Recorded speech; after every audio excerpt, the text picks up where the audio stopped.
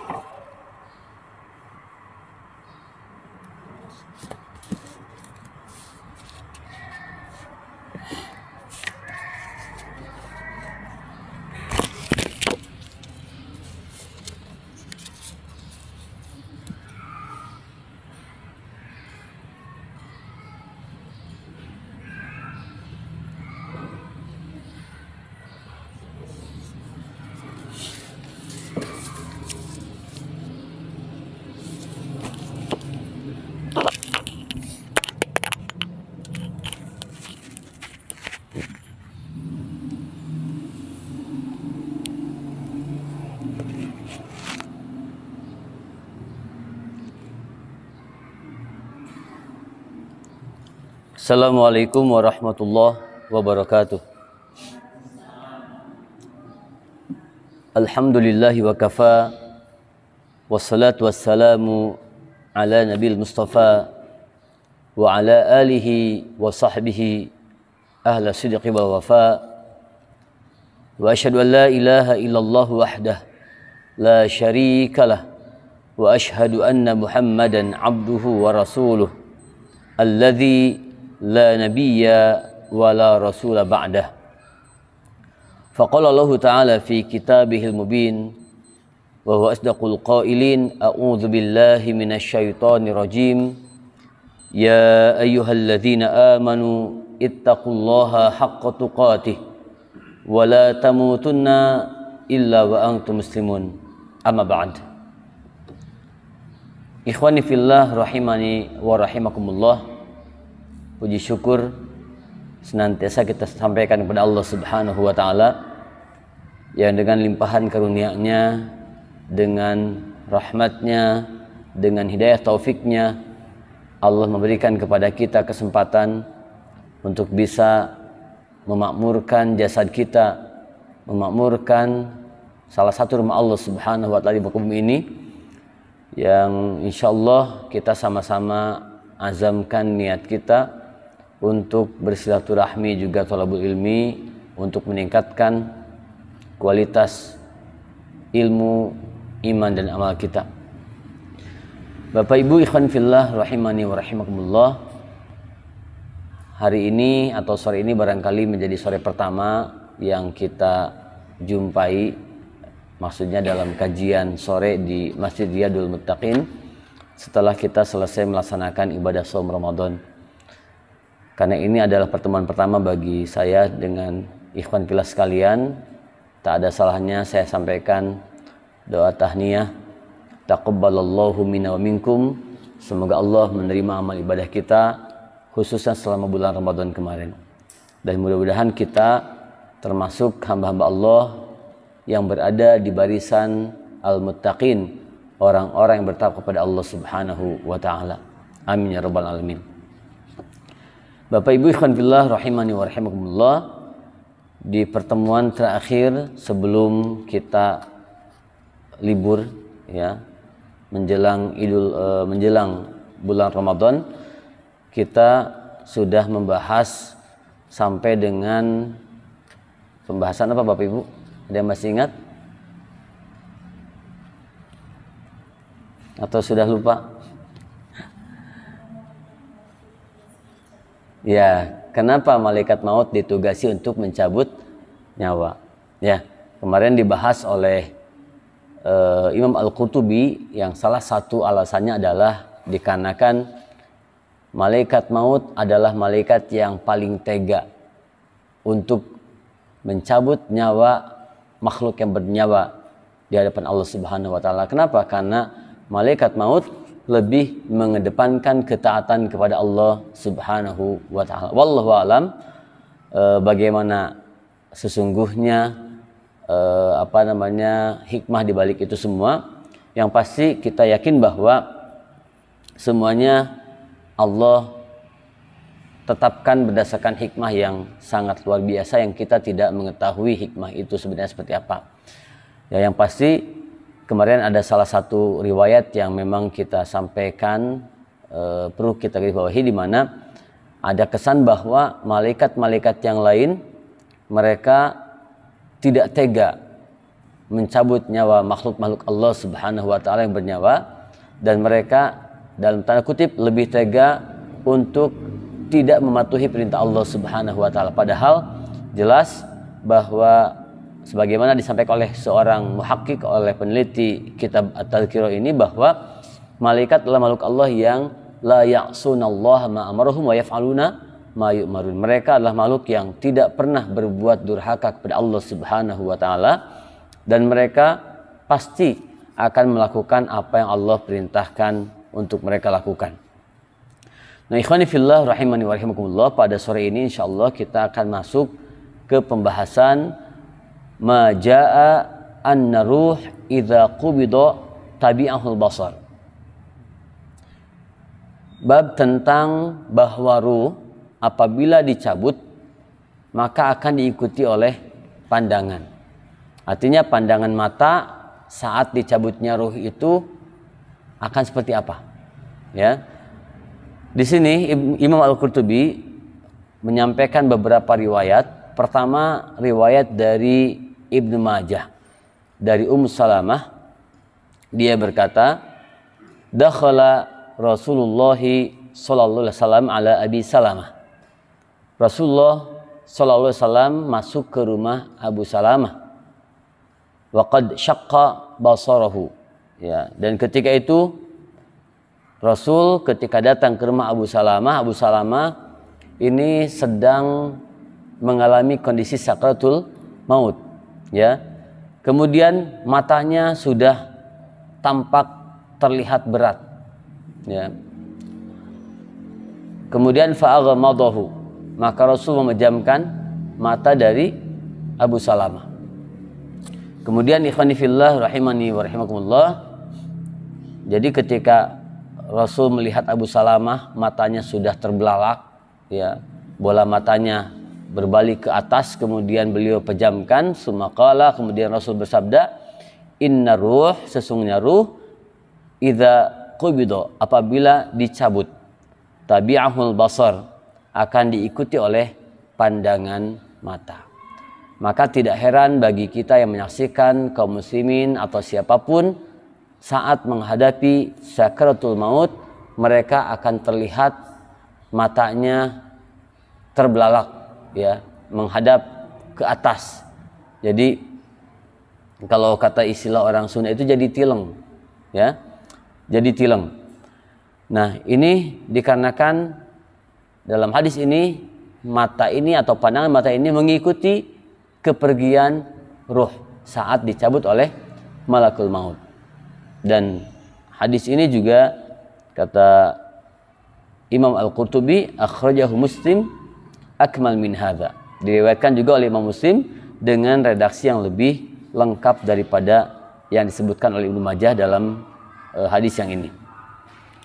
Kemudian ikhwani fillah rahimani wa rahimakumullah, diriwayatkan juga dari Muslim dari Abu Hurairah radhiyallahu anhu, dia berkata, qala Rasulullah sallallahu alaihi wasallam, Rasulullah sallallahu alaihi wasallam bersabda, alam taraul insana, bukankah kalian melihat manusia, idza mata, apabila mati, syahisa basaruhu, maka matanya menyalang atau matanya itu terbelalak.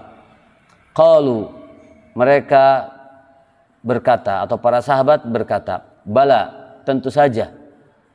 Lalu kemudian Rasul bersabda, fadzalika hina yatba'u basaruhu nafsahu, hal itu terjadi ketika matanya mengikuti jiwanya. Jadi kenapa mata itu kemudian terbelalak ketika sakratul maut atau ketika ruhnya dicabut? Karena mata itu mengikuti pandangan atau mata itu mengikuti kemana arah perginya ruh. Ya, kalau dulu orang tua kita sering mengatakan anu maut mah cenah sok ti isate tina suku, tina sampean. Jadi kakinya dulu dingin, kemudian naik ke atas, lama-lama aya ya hilang katanya. Nah, ternyata itu bukan ecek wungkul ya, bukan ecek wungkul, tapi juga bersumber dari yang Rasul sabdakan dalam hadisnya ya, sesungguhnya manusia ketika mereka meninggal dunia atau ketika mereka menghadapi kematian, syakhisa basaruhu, matanya terbelalak. Nah, kemudian ikhwani fillah rahimani wa rahimakumullah, dalam hadis yang tidak sahih disebutkan tapi masih dicantumkan oleh Imam Al-Qurtubi. Hanya saja ketika saya lihat di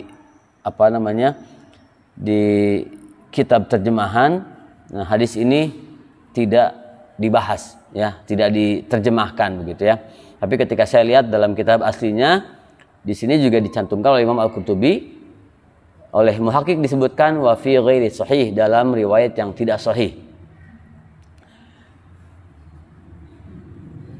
Dari Nabi Muhammad SAW, beliau bersabda, innal mayyita awwalu ma yashuqqu basaruhu li ru'yatil mi'raj.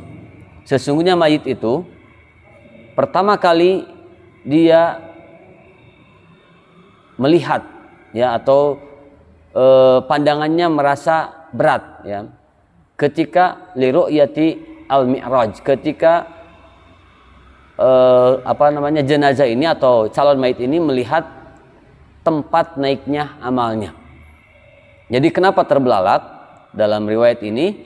Karena manusia yang dicabut nyawanya itu diperlihatkan oleh Allah tentang mi'raj, tentang tempat naiknya amal mereka.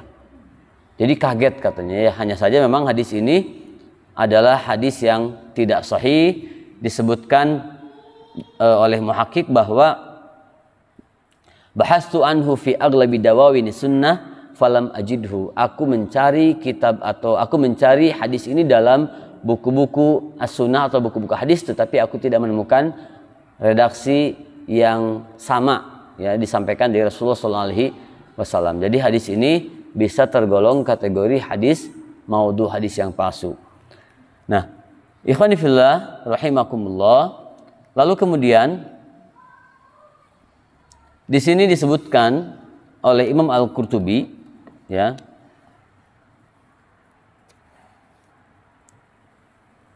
sabda Nabi Muhammad SAW, sesungguhnya apabila roh dicabut maka diikuti oleh pandangan mata. Dan sabda beliau itu ketika matanya mengikuti jiwanya.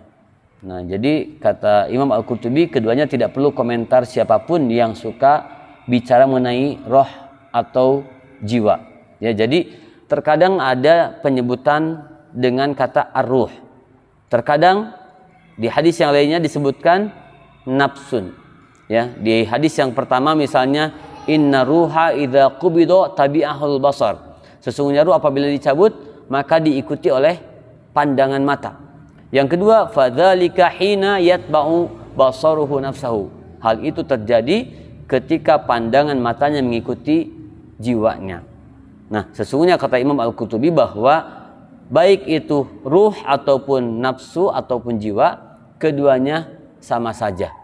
Ya, jadi tidak ada beda antara penyebutan istilah ruh dengan penyebutan istilah nafsu ya, karena keduanya adalah dua nama yang mempunyai satu makna sebagaimana akan dibahas dalam pembahasan selanjutnya dalam kitab ini. Kemudian ikhwani fillah rahimani wa rahimakumullah. Nah, berikutnya Imam Al-Qurtubi menyebutkan satu bab berkenaan dengan majaa fi tazawuril amwat. Ya, bab tentang saling berkunjungnya orang-orang yang mati atau arwah fi quburihim, dalam kuburan mereka, wastihsanul kafni lidzalika, dan anjuran untuk memperbagus kafan ya bagi orang yang meninggal dunia. Kata Imam Al-Qurtubi, pada bab ini diterangkan bahwa arwah orang-orang mati saling mengunjungi sesamanya di alam kubur mereka dan saling memuji kafan yang dipakai oleh masing-masing. Ya, Muslim telah meriwayatkan dari Jabir bin Abdullah radhiyallahu anhu dari Nabi SAW, beliau bersabda, "Idza kaffana ahadukum akhahu falyuhsin kafanahu in istata'a." Apabila seorang dari kamu sekalian atau dari kalian mengafani saudaranya, maka perbaikilah kafannya semampu mungkin. Kemudian Abu Nasr Abdullah bin Sa'id Al-Hatim Al-Waili As-Sijistani Al-Hafiz dalam kitab Al-Inabah ala Madhab As-Salaf As-Salih fil Quran wa Izalati Syu'bah Az-Zayghin meriwayatkan dari Jabir bin Abdullah radhiyallahu anhu, dia berkata, Rasulullah Sallallahu Alaihi Wasallam bersabda, kata beliau dalam hadisnya, ya, perbaikilah kapan mayit-mayit kalian. Sesungguhnya mereka saling membanggakan kain kafan masing-masing dan saling mengunjungi di dalam kubur mereka. Nah, hanya saja ikhwan fillah berkaitan dengan riwayat ini, ya, Muhakkik menyebutkan bahwa sanadnya dhaif, sanadnya lemah. Hadis ini sendiri disebutkan hadis ini sahih tanpa adanya kata yatabahawna, karena redaksi hadis ini kalau dalam bahasa Arab ahsinu akfana mautakum, perbaikilah atau perbaguslah kafan orang-orang yang meninggal di antara kalian. Fa innahum, sesungguhnya mereka yatabahawna, mereka saling membanggakan diri, wa yatazawaruna fi quburihim, dan mereka saling mengunjungi satu sama lain di alam kubur mereka. Kata muhakkik disebutkan bahwa diriwayatkan oleh Ibnu Abi Dunya dalam kitab Al-Manamat dengan isnad yang hasan. Kemudian Al-Albani rahimahullah menyebutkan hadis ini dalam Sahih Al-Jami dari Anas radhiyallahu anhu dengan tambahan sesungguhnya mereka dibangkitkan dalam kain kafan mereka. Ya, jadi ini tanpa adanya kalimat yatabahawna, tanpa ada kalimat saling membanggakan.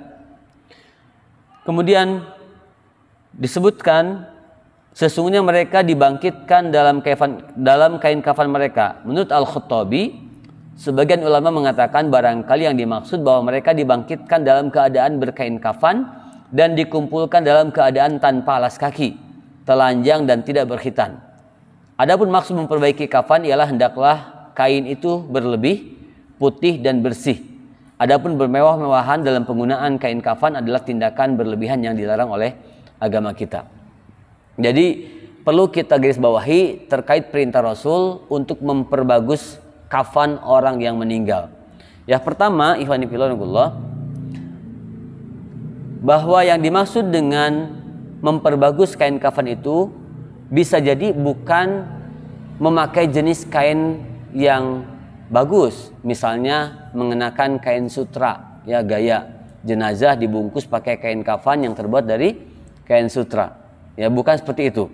Karena jelas dalam hadis yang lain bahwa berlebihan dalam penggunaan jenis kain kafan itu juga adalah hal yang dilarang. Tetapi barangkali yang dimaksud adalah kain kafan itu hendaknya cukup, ya, atau dilebihkan. Jadi jangan sampai ngatung gitu ya. Kalau ada kain kafan, ya, maksudnya kalau kita punya kemampuan untuk membeli kain kafan yang cukup untuk digunakan oleh kita, ya, tidak tidak minimalis gitu ya, maka belilah kain kafan yang cukup.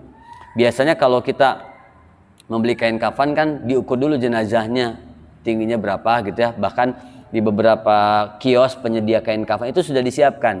Tingginya kira-kira berapa? Oh sekian. Oh berarti kalau sekian, misalnya 1 meter 60, berarti nanti dikasihnya yang panjangnya sekian meter ya. Kemudian nanti ketika jenazah ini akan dikafani, biasanya setidaknya dilebihin 1 jengkal dari ujung kepala dan ujung kaki untuk diikat, ya. Tetapi ada kalanya misalnya kita tidak menemukan kain kafan yang yang cukup, ya, sehingga ada kalanya misalnya kain kafan itu dipakai ditarik ke atas, ngatung, ditarik ke bawah, nolol gitu ya. Jadi bagian atasnya tidak tertutup. Maka dalam kondisi itu, Rasul dalam sebuah hadis beliau memberikan anjuran kita maksimalkan untuk membungkus bagian atas. Bawahnya kalau tidak ada kain lagi boleh ditutup dengan sidr atau daun bidara. Ya. Kemudian yang dimaksud dengan bagus itu juga maksudnya adalah kain yang putih. Ya, jadi kain yang putih, walaupun ada dalam sebuah riwayat disebutkan bahwa kain kafan yang biasa digunakan di zaman Rasul itu dua. Pertama, kain kafan yang memang murni putih, yang kedua kain yang bergaris. Ya, kalau dulu mungkin kita flashback ke selimut pasien di rumah sakit biasanya seperti itu warnanya, ya, jadi putih ada garis hitamnya. Nah, jadi dulu di zaman Rasul pernah digunakan kain kafan yang bergaris seperti itu. Ya, kemudian kain kafan itu juga diusahakan adalah kain kafan yang bersih. Ya, jadi sekali lagi bahwa maksud ahsinu akfana mautakum, perbaguslah kafan orang yang meninggal di antara kalian, itu bukan dalam artian mengenakan atau dikenakan kain yang mahal, yang mewah, yang tidak biasa, tetapi menggunakan kain yang berlebih, kemudian berwarna putih dan juga bersih. Nah, kemudian ikhwani fillah, kenapa hadis ini dipandang dhaif, ya? Ketika ada tambahan kalimat fa innahum yatabahawna, karena sesungguhnya mereka itu saling membanggakan diri di alam kubur mereka terkait dengan bagusnya kafan mereka. Nah, kata para ulama bahwa ini bertentangan dengan apa yang Allah firmankan dalam Al-Quran, di mana orang-orang yang sudah meninggal itu jangankan mereka menyombongkan diri dengan apa yang mereka bawa ketika mereka meninggal dunia. Bahkan mereka itu banyak yang sibuk menghadapi azab kubur, ya. Ketika misalnya mereka meninggal dalam kondisi berbuat zalim, berbuat maksiat kepada Allah Subhanahu wa taala. Jadi jangankan untuk menyombongkan diri, bahkan mereka sedang berusaha untuk berlepas diri dari azab Allah Subhanahu wa taala yang mereka hadapi di alam kubur. Kemudian ikhwani fillah rahimani wa rahimakumullah, Ibnu Qayyim al-Jauziyah beliau menyebutkan terkait dengan hadis yang di dalamnya mengandung redaksi wa yatazawaruna fi quburihim, mereka saling menziarahi, saling berkunjung di kubur mereka. Kata Ibnu Qayyim al-Jauziyah, al-arwah qismani. Yang pertama adalah ruh itu ada dua bagian, ada dua jenis. Arwahun mu'adzabah, ada arwah yang diazab, wa arwahun muna'amah, ada juga arwah yang diberikan kenikmatan oleh Allah Subhanahu wa taala. Fal mu'adzabah fi syughlin mimma hiya fihi minal azab ani tazawur wa talaqi. Adapun ruh-ruh yang diazab, kata Ibnu Qayyim al-Jauziyah, maka mereka sungguh sangat sibuk di dalam kubur mereka, sibuk menghadapi azab yang Allah timpakan kepada mereka. Maka mereka tidak mungkin rasanya saling mengunjungi dan saling bertemu satu sama lain. Ya, wal arwah al muna'amah, adapun ruh-ruh yang Allah berikan kepada mereka nikmat, hiya al mursalah. Mereka itu, ruh-ruh itu dilepaskan. Tapi dalam artian bukan atau tidak kita sebut gentayangan, ya. Jadi al mursalah maksudnya dibiarkan bebas, dilepaskan. Ghairul mahbusah, mereka tidak dibelenggu. Tatalaqa wa tatazawara wa tatadzakara ma kana bainaha fid dunya. Maka mereka itu, kata Ibnu Qayyim al-Jauziyah, saling bertemu, saling mengunjungi dan saling mengingatkan atau saling mengenang tentang apa yang terjadi di antara mereka dalam kehidupan di alam dunia. Ya. Fatakunu kullu ruhin ma'arafiqiha alladhi huwa ala amaliha. Maka dengan demikian semua ruh itu mereka bersatu, berkumpul bersama sahabat-sahabat mereka ya sesuai dengan amal yang mereka lakukan ketika mereka berada di dunia. Ya, dulu pernah kita bahas ada sebuah hadis yang Rasul katakan al arwahu junudun mujanadah. Ruh itu seperti satu kelompok, ya seperti sekelompok pasukan yang bersatu padu. Ya, ketika ruh ini memiliki kesamaan, mereka akan berkumpul. Tetapi ketika mereka saling mengingkari, mereka tidak saling mengenal, maka mereka akan berselisih, akan berpisah. Nah, kemudian ikhwani fillah rahimani wa rahimakumullah, berkaitan dengan perintah untuk memperbagus kafan juga, ya disebutkan dalam sebuah asar ini dari Abdullah bin Al-Mubarak. Beliau mengatakan, uhibbu ayyukfana fi thiyabihi allati kana yusalli fiha.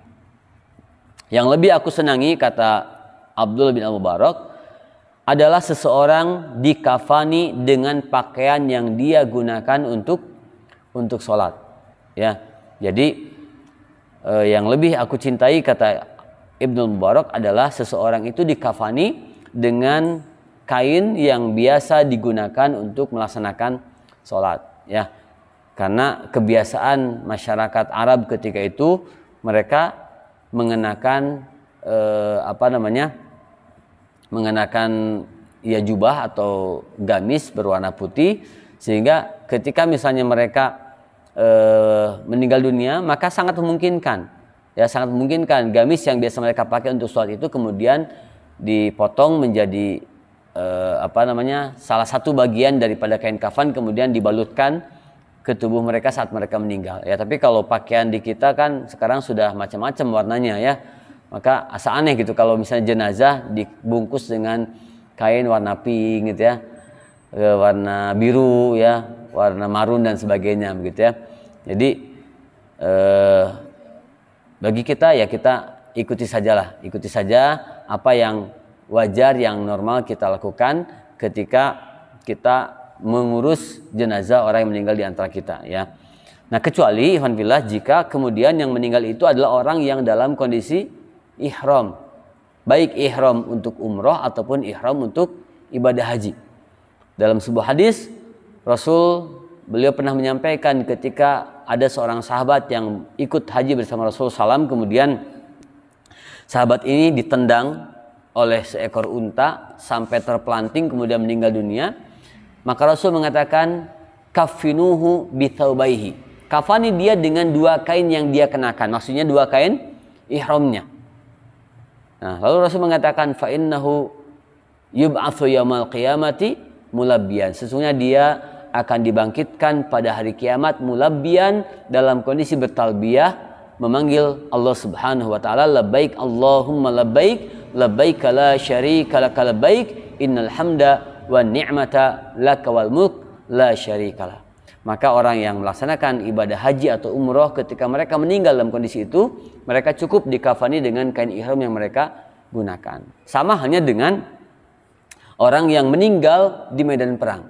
Ketika ada seorang muslim berjihad di jalan Allah, kemudian mereka itu meninggal dunia di medan perang, maka mereka cukup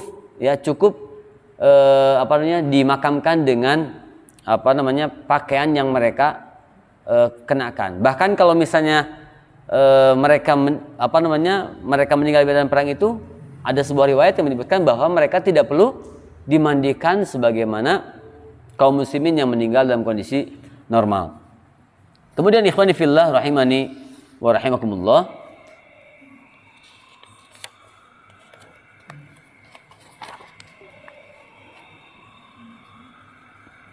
ya, bab berikutnya yang ditulis oleh Imam Al-Qurtubi dalam kitab At-Tadhkir ini adalah bab al-isra' bil janazati, ya, bab tentang mempercepat pengurusan jenazah. Bab tentang mempercepat pengurusan jenazah. Yang pertama diriwayatkan oleh Imam Al-Bukhari, ya, dalam kitab sahihnya dari Abi Sa'id Al-Khudri radhiyallahu anhu, dia berkata, kana Nabiyyu sallallahu alaihi wasallam yaqul, Rasulullah sallallahu alaihi wasallam bersabda, idza wudi'atil janazatu, apabila jenazah diletakkan, wahtamalah rijal ala a'naqihim, dan dibawa atau diangkut oleh sekelompok laki-laki di atas pundak mereka, fa in kanat salihatan, apabila jenazah itu adalah jenazah yang solih, yang baik, ya qalat, maka ia akan berkata, jenazah akan berkata, qaddimuni qaddimuni, segerakan aku, segerakan aku. Wa in kanat ghaira salihatin, apabila jenazah itu bukanlah jenazah yang baik, bukan ahli taat tetapi ahli maksiat, qalat, maka jenazah itu akan mengatakan, ya wailaha, sungguh celaka, aina tadhhabuna biha, kemanakah kalian akan membawanya, yasma'u sautaha kullu syai'in illal insan, maka kemudian teriakannya itu terdengar oleh segala sesuatu, oleh semua makhluk, illa al insan, kecuali manusia.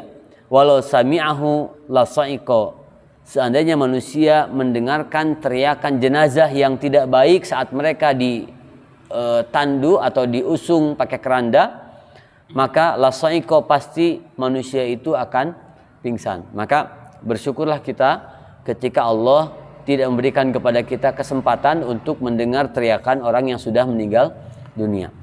Nah, ikhwani fillah rahimakumullah, dalam hadis ini Rasul memberikan kepada kita suatu tuntunan. Apabila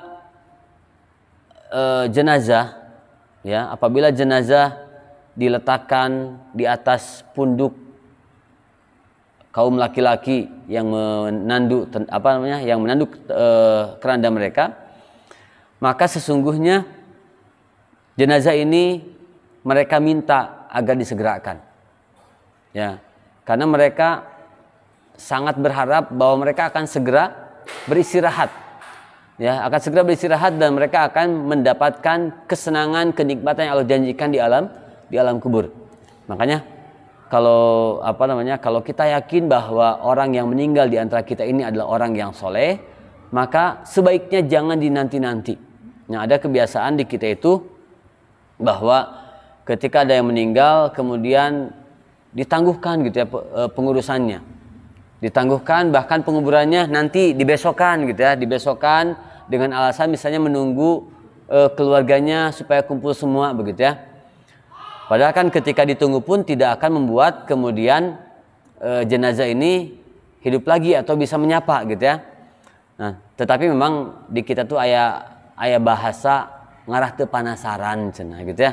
Biar enggak penasaran, bahkan seringkali dikafani kemudian bagian kepalanya tidak dulu diikat tetapi dibukakan supaya para pelayat itu bisa menyaksikan ya. Sebetulnya tidak masalah jika kemudian durasinya atau waktunya tidak begitu lama. Tapi kalau sampai 1 hari lebih, nah ini yang harus kita perhatikan juga ya, jangan sampai kemudian jenazah ini menjadi tidak rineh ya, tidak nyaman. Ya kalau kalau orang-orang Kristen kan justru malah mereka yang sebetulnya, mohon maaf, kalau dalam keyakinan kita kan mereka itu meninggal dalam kondisi syirik, bahkan kufur kepada Allah Subhanahu wa taala. Tapi mereka berani mengatakan RIP ya, apa RIP itu? Rest in peace ya, istirahat dalam kedamaian ya, istirahat dalam kedamaian. Padahal sesungguhnya mungkin mereka tidak istirahat, tapi mereka malah disibukkan dengan berbagai pertanyaan dan disibukkan dengan berbagai derita yang Allah siapkan di alam barzah ya. Nah, justru dalam hadis ini Rasul mengatakan jenazah yang soleh itu mereka malah meminta qaddimuni, segerakan aku ya. Karena mereka yakin bahwa ketika mereka soleh ya, dan mereka akan menyadari bahwa Allah akan menyiapkan kepada mereka balasan yang baik bahkan sejak mereka di alam barzakh, karena mereka sudah melihat ketika mereka dicabut nyawanya, mereka mendapatkan keringanan dari Allah Subhanahu wa taala. Ya, pernah kita bahas tentang bagaimana wujud malaikat ketika menyambut jenazah atau menyambut ruh orang yang soleh. Malaikat datang dengan wajah rupawan, berpakaian serba putih dan sebagainya, sehingga ruh ini merasa nyaman. Maka mereka ingin agar segera dimasukkan ke liang lahat, dan mereka ingin agar malaikat yang menjaga alam barzakh mengatakan kepada mereka, nam solihan, tidurlah yang nyenyak. Ya. Nah, tetapi sebaliknya, orang yang meninggal dalam kondisi tidak soleh, tidak taat kepada Allah, mereka malah mengatakan, ya wailaha, aina tadhhabuna biha. Ya, sampai mereka berteriak menyaksikan jasad mereka atau jenazah mereka yang diangkut di atas keranda oleh beberapa orang laki-laki. Aina tadhhabuna biha, hendak dibawa kemana jenazah ini? Ya, sampai Rasul mengatakan, kalaulah manusia mendengarkan teriakan orang yang meninggal dunia ini, maka mereka pasti akan pingsan. Nah, dalam hadis yang lain, Rasul kemudian mengatakan, asri'u bil janazati, segerakanlah atau percepatlah kalian dalam penyelenggaraan jenazah. Fa in taku salihatan fa khairun tuqaddimunaha ilaihi. Jika ia orang yang soleh, maka kalian sama dengan menyegerakan kebaikan kepada mereka. Ya. Wa in taku siwa dzalika. Tetapi jika dia itu selain itu, maksudnya jika jenazah itu bukanlah orang soleh, fasyarun tad'unaha an riqabikum, maka itu sama dengan keburukan yang segera kalian lepaskan dari pundak-pundak kalian. Ya, jadi kalau orang yang soleh, mereka ingin disegerakan untuk dimakamkan, dikuburkan, pokoknya diselesaikan haknya gitu ya, dari mulai dimandikan, dikafani, disolati, kemudian dimakamkan. Kalau orang yang yang tidak soleh, malah mereka tidak mau disegerakan. Kenapa? Karena mereka ketika menyaksikan betapa menyeramkannya malakul maut yang menjemput mereka, seketika itu mereka meyakini bahwa mereka akan mendapatkan kesulitan yang lebih besar di alam barzakh. Ya, bahkan dalam hadis yang pernah kita bahas juga, ya nanti juga mungkin akan terbahas lagi, bahwa orang-orang yang soleh itu, mereka ketika di alam kubur, ketika Allah perlihatkan kepada mereka bagaimana dan seperti apa, di mana tempat kembali mereka nanti di akhirat, maka mereka mengatakan, ya Allah, aqimis sa'ah, ya Allah, tegakkanlah hari kiamat. Tapi orang-orang yang tolih, orang-orang yang ahli maksiat, orang-orang yang kufur pada Allah Subhanahu wa taala, justru ketika mereka berada di alam barzakh, mereka mengatakan, ya Allah, la tuqimis sa'ah, ya Allah, jangan kau tegakkan kiamat.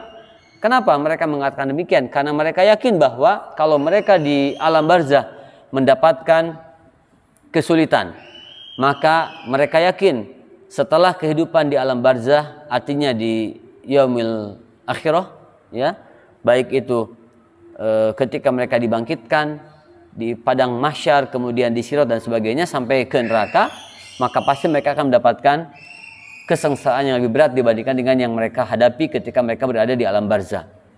Nah, kemudian ikhwani fillah, Imam Al-Qurtubi menyebutkan bahwa di sini ada kata sa'iqa, ya, artinya pingsan atau mati. Mempercepat penyelenggaraan artinya mempercepat dalam berjalan, membawanya ke kuburan. Jadi al-isra di sini berarti ketika kita menandu jenazah, ya, yang laki-laki, maka hendaknya menandunya dengan berjalan lebih cepat dari biasanya. Ya, tidak tidak berjalan lambat.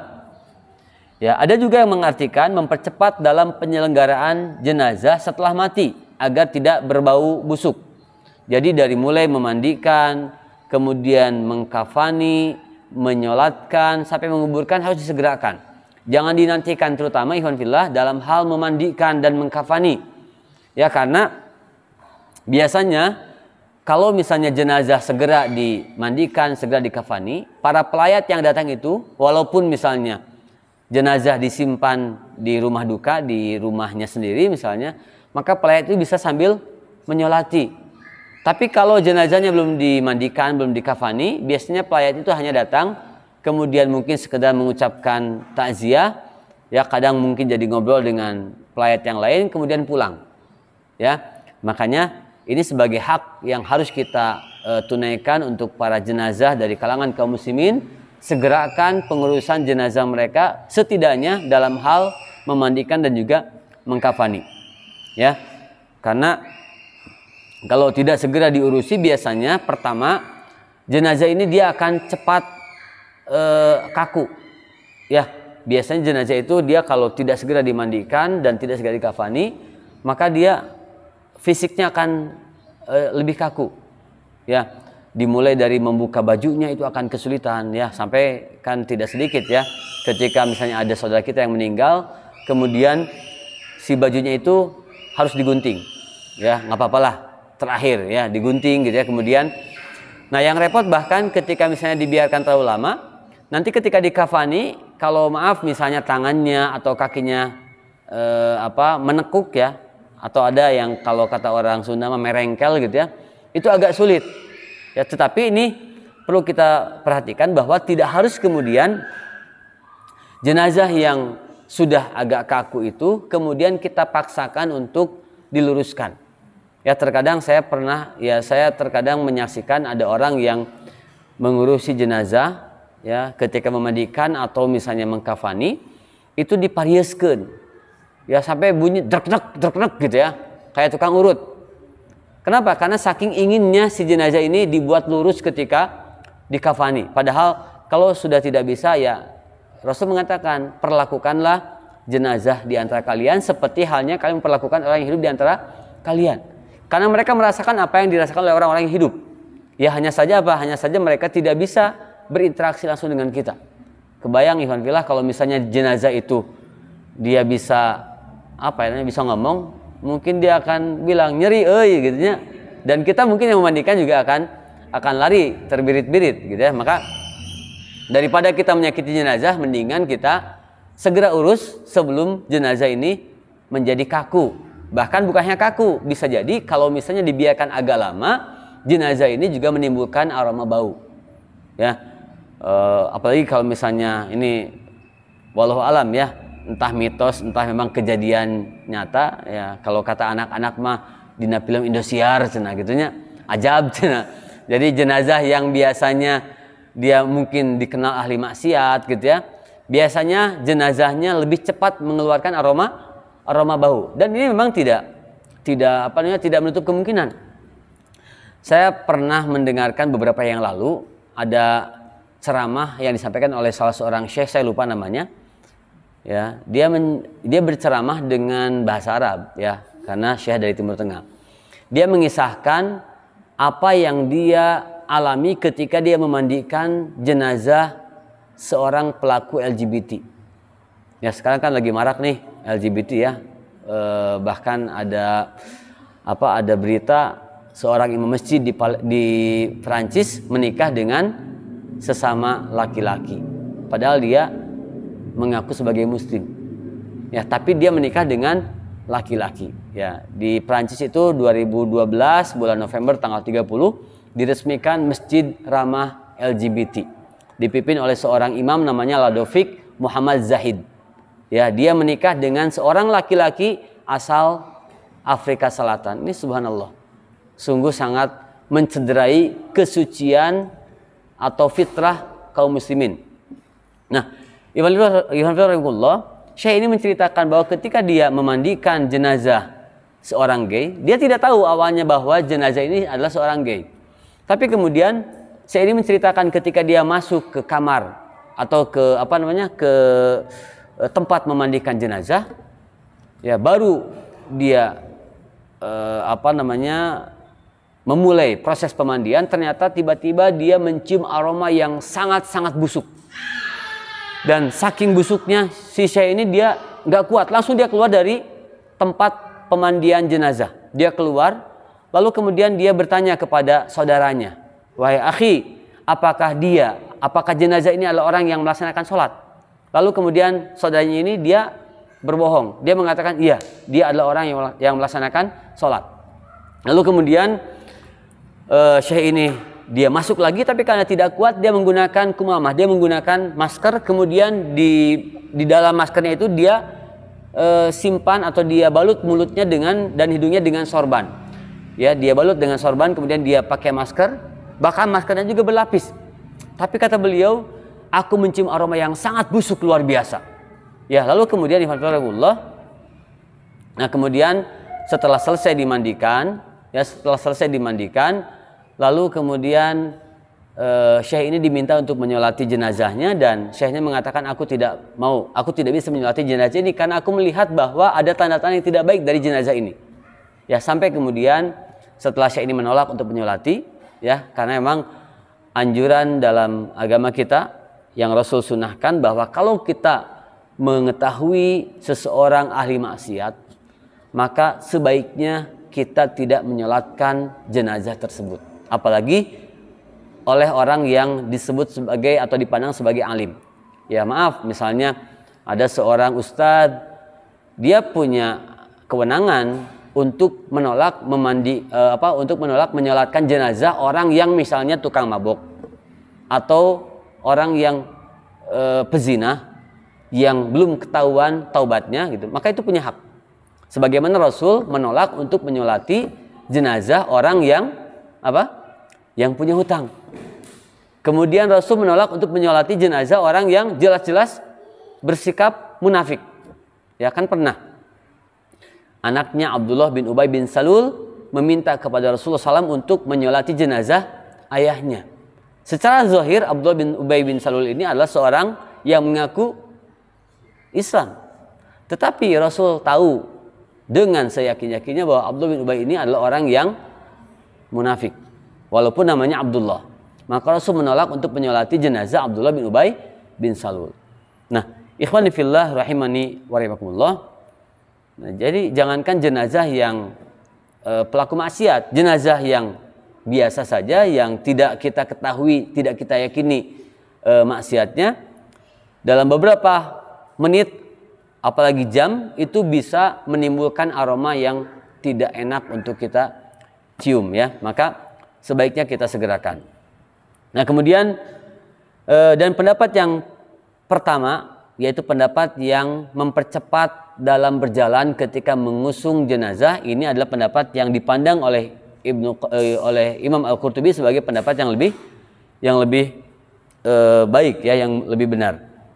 Kemudian beliau menyebutkan pendapat pertama lebih sesuai sebagaimana hadis yang diriwayatkan oleh An-Nasa'i dari Uyainah bin Abdurrahman. Ia berkata, ayahku menceritakan kepadaku bahwa ia menghadiri jenazah Abdurrahman bin Samurah.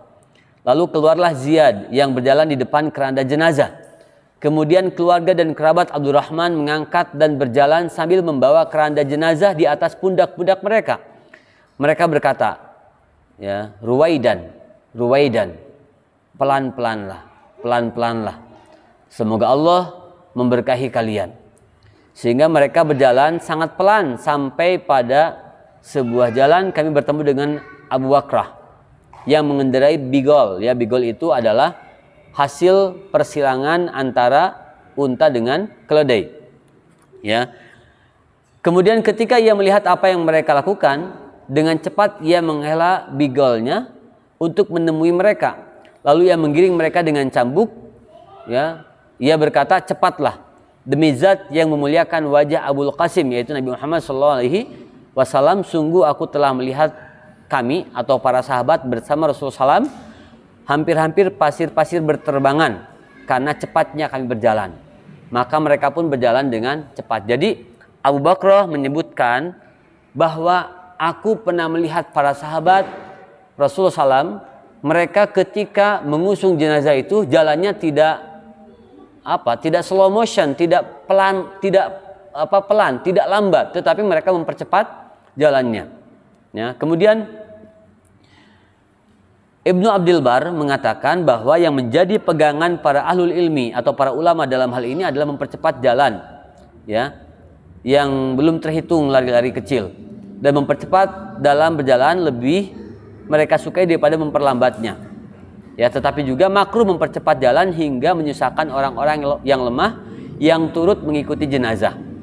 Jadi kata Ibnu Abdul Bar, intinya bahwa mempercepat di sini adalah kita berjalan lebih cepat dari yang biasa kita lakukan ketika kita menandu jenazah. Ya, dan memang kita sering melihat, ya, terkadang sambil mengucapkan la ilaha illallah, la ilaha illallah, ya. Mereka para pemangku jenazah itu mempercepat jalannya. Ya, mempercepat jalannya di bawah jalannya sa'i, tetapi di atas atau lebih cepat dari jalannya orang biasa. Ya. Kemudian Ibrahim An-Nakhai rahimahullah berkata, percepatlah sedikit dan janganlah kalian memperlambatnya seperti orang-orang Yahudi dan orang-orang Nasrani. Jadi anjuran yang Rasul sampaikan terkait al-isra' bil janazah, mempercepat pengurusan jenazah itu meliputi beberapa hal. Pertama, meliputi pengurusan jenazah dari mulai memandikan, mengkafani, menyolatkan sampai menguburkan.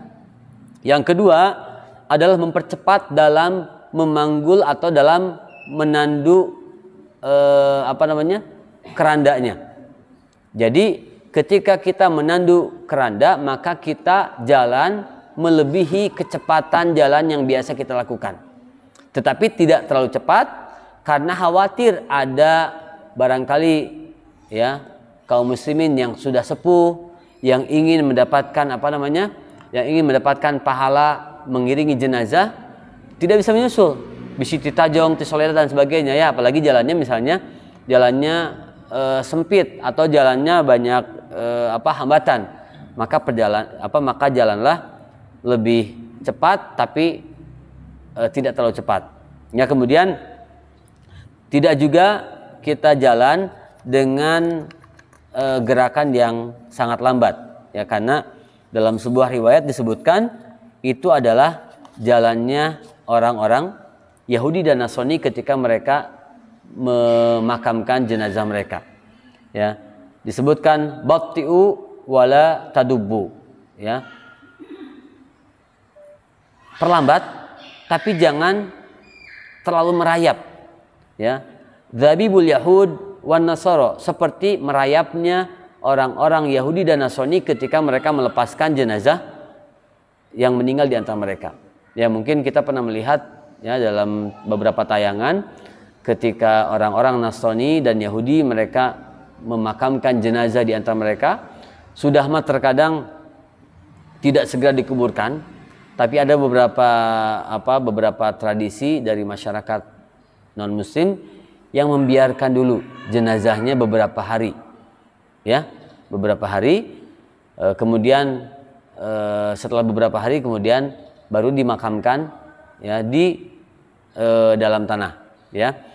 Kemudian selain itu orang Yahudi dan Nasrani juga mereka ketika mengiringi jenazah mereka berjalannya dengan sangat lambat sekali, ya, bahkan diiringi dengan musik seperti halnya ketika mereka menikah, ya. Kan jalannya itu perlahan, kita diiringi musik yang berbeda, ya. Ketika meninggal juga diiringi dengan musik, dan mereka para pengangkut jenazah atau para pengangkut keranda ataupun peti jenazah, mereka berjalan dengan jalan yang sangat lambat. Nah, mudah-mudahan dengan beberapa bab yang kita bahas pada sore ini, pertama berkaitan dengan pandangan mata yang mengiringi keluarnya ruh, yang kedua memperbagus kain kafan, yang ketiga adalah mempercepat penyelenggaraan jenazah, bisa kita amalkan sebagai bagian daripada sunnah Rasulullah SAW. Kemudian mudah-mudahan Allah Subhanahu Wa Taala memberikan kepada kita taufik agar kita menjadi hamba Allah yang senantiasa menyiapkan kematian terbaik kita. Ya, kafa bil mauti mau'idan. Cukuplah kematian menjadi penasehat bagi hidup kita semuanya. Sehingga mudah-mudahan dengan kita banyak mengingat kematian, hidup kita menjadi semakin berkualitas di sisi Allah Subhanahu wa taala. Oleh karenanya Rasul sering mengingatkan kepada kita, kata beliau, "Aktsiru dzikra hadhimil ladzat." Perbanyaklah oleh kalian mengingat pemutus kelezatan, yaitu kematian. Mudah-mudahan sekali lagi Allah memberikan kepada kita taufik dan hidayahnya agar kita menjadi hamba Allah yang senantiasa menjalankan berbagai sunnah Rasulullah SAW, terutama terkait dengan pengurusan jenazah dan juga terkait dengan hal-hal yang lainnya. Dan mudah-mudahan Allah menjauhkan kita dari berbagai tipu daya syaitan yang senantiasa membuat kita terjerumus untuk melakukan kemaksiatan kepada Allah Subhanahu wa taala. Barakallahu fikum. Rabbana hablana min azwajina wa dzurriyyatina qurrata a'yun waj'alna lil muttaqina imama. Rabbana la tuzigh qulubana ba'da idh hadaitana wa hab lana min ladunka rahmah innaka antal wahhab. Rabbana atina fid dunya hasanah wa fil akhirati hasanah wa qina adzaban nar.